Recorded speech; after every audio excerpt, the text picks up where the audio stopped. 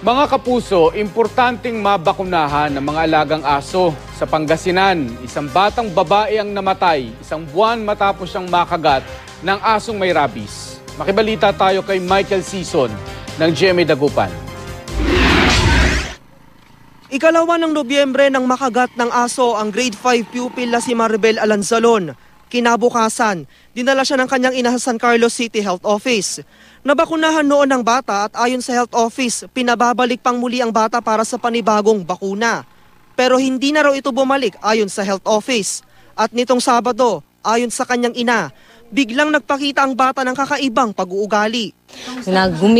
Nanginginig siya na ayaw niya yung hangin. Kinabukasan, dinala ang bata sa Pangasinan Provincial Hospital at doon na lamang kumalat na sa katawan at utak ng biktima ang rabies mula sa aso.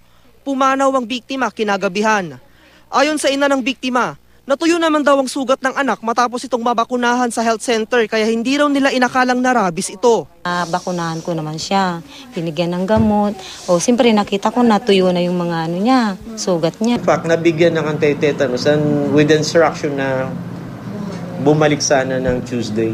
Unfortunately, hindi yata. Isa lang si Maribel sa dumaraming biktima ng kagat ng aso. Noong nakaraang taon, halos 2,000 dog bite cases ang naitala. Kaya naman mas pinaigting ang kampanya kontra rabies. Mahalagang pabakunahan ng anti-rabies ang mga alagang aso at pusa.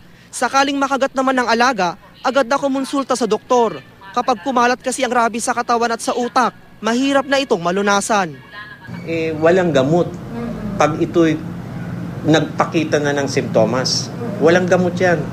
Paalala rin ng Health Office, oras na makagat ng aso, hugasan kaagad ang sugat sa running water sa loob ng 15 minuto. Kasunod nito, magtungo sa health center para mabigyan ng gamot.